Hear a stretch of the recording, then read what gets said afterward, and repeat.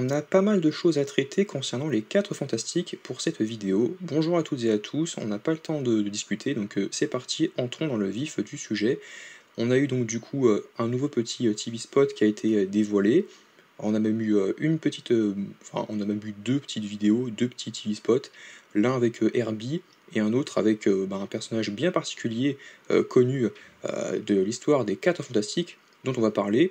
Mais avant tout ça, donc avant de rentrer dans le détail, on va un peu parler des affiches qu'on a vues, et également aussi les jouets, parce qu'on a vu les jouets des 4 fantastiques de Marvel Legends, où on voit effectivement, on avait déjà parlé donc de la collection Funko Pop, donc la Funko avait dévoilé les figurines pop donc des 4 fantastiques, on en avait parlé, et là maintenant on a donc les figurines de Marvel Legends. Donc personnellement, moi, les pop, je m'en prendrais, mais les figurines classiques, je les collectionne plus trop maintenant. Voilà, je les collectionne vraiment plus trop. Mais on voit notamment Ben Grimm, la chose, qui est comme dans les comics et comme dans les autres adaptations qu'on a vues en série ou en live action, à savoir qu'il n'a pas de combinaison, il n'a pas de pull ou d'armure ou quoi que ce soit d'autre. Là où avant, dans les trailers, et dans la com de Fantastic Four First Steps, donc les 4 fantastiques pour le MCU, les 4 fantastiques premiers pas, on avait toujours vu la chose, recouvrir une sorte de combinaison, de costume qui recouvrait un peu son torse. Donc on voyait pas trop sa poitrine, son poitrail à découvert. Et là, on a des figurines de Marvel Legends où on a des aperçus comme quoi on aurait la chose. Est-ce que ça veut dire qu'on aurait bel et bien la chose à un moment donné dans le film, au moins une scène, même si ça dure peut-être 2-3 minutes combattre, torse nu, quoi, je sais pas comment dire, mais voilà, vous voyez ce que je veux dire. Et donc on a Johnny, on a Ben, Reed et Sue, donc on les a tous, du coup, on a Johnny, il a une petite flamme, et Reed, il a le bras qui s'allonge, donc c'est vrai que c'est un peu nos craintes. Est-ce que vraiment Reed Richards, d'une part, ce sera déjà bien fait, les effets, et aussi est-ce qu'on en aura assez? Parce qu'il y en a plein qui ont peur, non pas que ce soit raté, même si on a peur aussi que ce soit un peu raté au niveau des effets spéciaux, tout ça, mais que aussi Reed soit un peu éclipsé, écarté par rapport à Sue Storm. Donc c'est vrai que c'est une de mes craintes, mais à voir c'est vrai qu'il a l'air un petit peu en retrait, un petit peu timide dans le trailer. J'ai trouvé assez en recul. Il avait l'air un peu perdu, il faisait il tournait un peu à gauche, là où Sue était sûre d'elle, elle souriait, elle était toujours un peu complice avec lui, même si derrière le peu de fois qu'on l'a vu dans son coin, il était un peu, il avait le regard un peu fuyeur, et fuyant, et ça me fait un peu peur. Même s'il dit ouais, nous vous protégerons, nous serons là pour vous, c'est quasiment tout ce qu'on a. Ça et ce magnifique plan, effectivement, on le voit en costume, enfin avec les pouvoirs, mais ça dure que 2 secondes. Donc j'espère que ça va pas durer que 1 ou 2 minutes dans le film. Ça me ferait un peu mal quand même. Du coup, les figurines, on les a, et on a tous ces espèces d'affiches. On voit Galactus, celle-ci je l'aime beaucoup, sachant qu'on avait déjà eu le visuel de Galactus qui sera comics accurate, contrairement à la version de 2007, le Surfeur d'argent, le film Les 4 Fantastiques et le Surfeur d'argent, le film de la Fox, il était complètement raté. Là, on ne sait pas s'il sera vraiment bien réussi, bien parfait, mais au moins il sera vraiment comics accurate. On se rapprochera un peu des comics de Stan Lee et Jack Kirby, c'est cool. Là, on a les 4 tous ensemble. Voilà, les couleurs, moi j'aime beaucoup ce contraste, j'aime beaucoup les couleurs qui ressortent vraiment, qui sont vives et très chatonnantes. Ça fait vraiment, c'est vraiment pur. J'aime beaucoup ça. On voit aussi la chose, The Thing, qui est en action.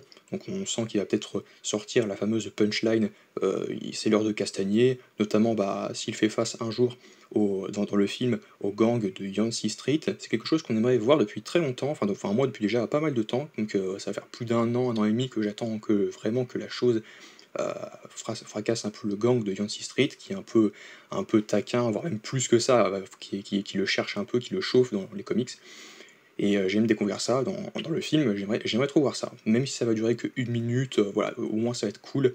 Ce sera pas non plus indispensable, mais c'est quand même sympa de le voir en action, et pas forcément contre les nombreux antagonistes qu'on aura, en plus de la Surfeuse, de Galactus, et voilà.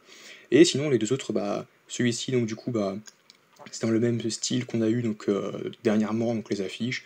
On voit en fond la tête de Galactus, on voit bel et bien le côté de la torche avec les flammes qui ressortent, le bras de Reed Richards qui s'étire un petit peu, on voit que la main est bien mise en avant, enfin c'est bien. et la chose qui recouvre à nouveau son pull vert, voilà, avec Sue devant.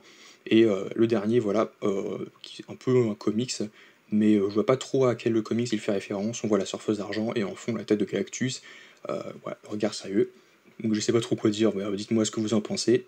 Et on a aussi donc du coup cette fameuse affiche, donc du coup bah Lego, qui fait référence au numéro 49 des 4 Fantastiques. Donc le numéro qui est sorti en avril 1960, en avril 1966, si je dis pas de bêtises, c'était en avril 66, donc le numéro 49 des 4 Fantastiques, qui est donc le deuxième numéro, enfin le numéro qui a suivi la première apparition du surfeur d'argent en Orinrad et de Galactus, après qu'ils aient confronté, bah, qu'ils vont se confronter du coup aux 4 Fantastiques, et là du coup ça rend hommage en Lego à cet épisode-là. Et du coup on va revenir sur les deux extraits. Le premier extrait, le moins important, c'est donc du coup Herbie.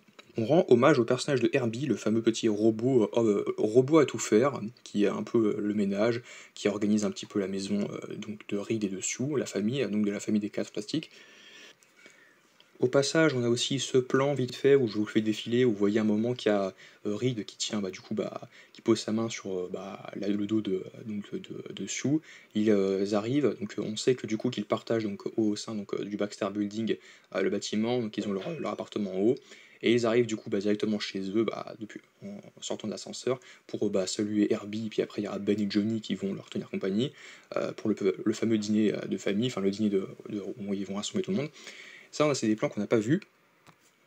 Donc j'aimais bien ces petites transitions qui étaient assez rigolotes, donc, où on voit Herbie qui fait coucou, qui fait le ménage, qui est en train de passer, donc qui fait la poussière, qui s'occupe de tout, et qui fait aussi un peu la cuisine, parce qu'avec Ben, il était en train de préparer une petite sauce, et on le revoit effectivement qui goûte la sauce, avec Ben, Johnny qui se sert, qui prend une boîte de céréales. C'est des choses qu'on a pas mal, qu'on avait déjà vu dans dans le précédent trailer.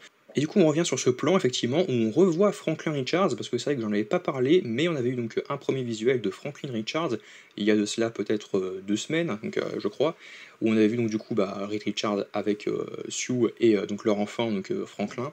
Et là, on voit Franklin et Herbie qui se tournent, qui supposément être le moment où Galactus arrive sur New York, a réduit sa taille pour aller chercher Franklin, parce qu'il y en a plein qui sont en train de faire des théories, comme quoi Galactus est intéressé par le pouvoir donc de Franklin et du coup il voit son potentiel et il veut l'exploiter et s'en servir. Moi, je ne sais pas trop quoi en penser parce que je n'ai pas lu de comics avec Franklin. Moi, j'ai vraiment lu jusqu'à l'année 67 et c'est vers la fin de l'année 68, 69, je crois qu'il arrive. Je ne pourrais pas tout lire, mais après, encore une fois, peut-être que je vais essayer de lire d'autres comics.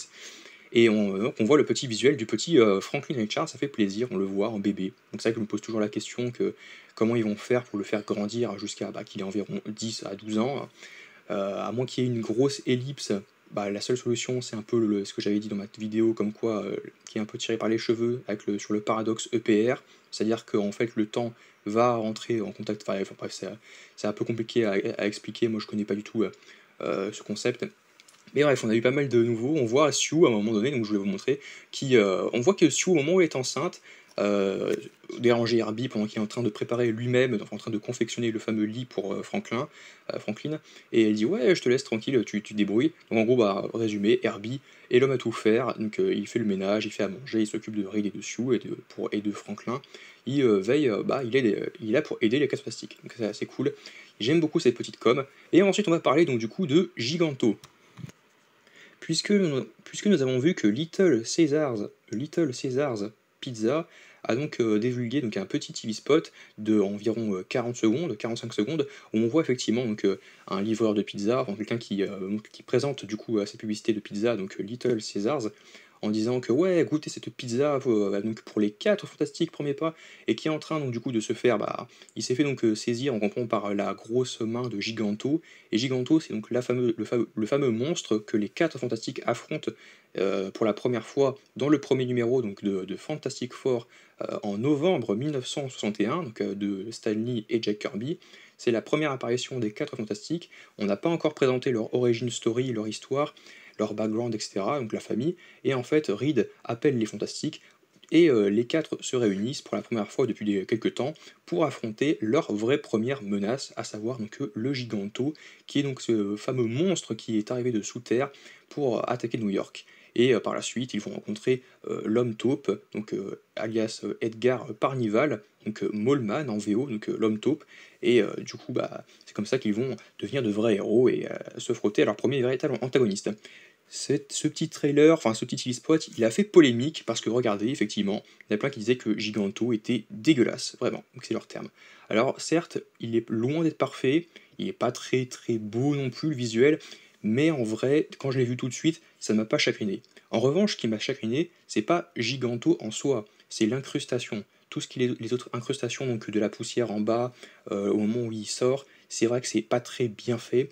Effectivement aussi quand le plan derrière où on voit Johnny la torche, on voit que c'est incrusté, même si c'est un fond vert, un fond bleu et qu'il n'y a rien de réel, donc cette ville c'est pas réel, tout est fait en studio pour la pub et la pub et la com, donc c'est vrai que c'est pas très joli, mais encore une fois c'est pas non plus épouvantable. On a vu pire dernièrement, enfin je veux dire, il y a eu tellement pire, il y a eu mieux aussi, mais là c'est vrai que à part les petites incrustations, puis il n'y a pas un gramme de pixels, ça se voit pas. Mais ce qui me dérange un peu aussi, surtout, c'est le plan où on voit la chose et l'invisible arriver pour assister donc, et aider Johnny et Reed à affronter Giganto en plein New York, donc rétro-futuriste, années 60. On voit effectivement clairement le fond vert, enfin ou le fond bleu ou le fond. On voit clairement que c'est mal fait. Là où ils sont en train de poser la voiture, donc la Fantastic Car, on voit clairement que c'est très, que ça se voit, ça se sent quoi. Bah oui, on n'est pas bête, on sait qu'ils peuvent pas le faire, ce genre de choses. Du coup, bah ils font appel donc, à des studios, ils font des fonds verts, voilà. Mais ça se ressent, ça se voit. En revanche, Giganto, niveau design, il est bien. Il est très bien même. Le design, franchement, regardez, je vous le montre par rapport au comics, c'est donc le numéro 1 de Fantastic Four, il est très bien. Et par rapport aussi à The Fantastic Four First Steps, donc du coup le volume qui devrait sortir quelques semaines, donc du coup en juillet avant la sortie du film. D'ailleurs, je ne sais pas du tout comment je vais le procurer, ce petit numéro. Je crois que c'est un numéro de 32 pages et ça va coûter aux alentours de 5 balles. Donc à peu près, en tout cas c'est en dollars, en euros je sais pas combien c'est, pour un petit volume de 32 pages. Et du coup, c'est donc du coup censé être représenté les origines story qu'on n'aurait pas dans le film. C'est un peu dommage. On aurait, enfin ainsi, mais de manière succincte, vu qu'on sait qu'on a vraiment Ebon Boss Backrack en humain qui dit ouais, je suis plus canon, et on voit il y a une transition. Et même si ça va après, oui, mais c'est la télé, donc c'est le présent. Mais on sait qu'il y a au moins Ben Grimm qui sera là, qui jouera vraiment le personnage au moins pour 1 minute pendant la mission, même si ce sera un peu anecdotique. Mais pour conclure, en fait, bah moi je trouve pas si immonde. Ce qui est moche en vrai, c'est un peu les incrustations. Il y a Johnny, la torche, qui apparaît un peu, ça fait très bizarre. C'est un peu, c'est pas forcément très joli. Mais Giganto au niveau design très bien. Sinon, incrustation assez moche, mais c'est pas non plus épouvantable, on a vu pire. N'hésitez pas à partager votre avis en commentaire sur Herbie, sur Giganto, et sur donc, tout ce qu'on a eu sur les jouets, sur les petits, comment dire, les petits posters, et donc et les graphiques de Fantastic Four First Steps. Et n'hésitez pas à aimer, partager, commenter, vous abonner, et on se retrouve à très vite pour en parler dans de prochaines vidéos.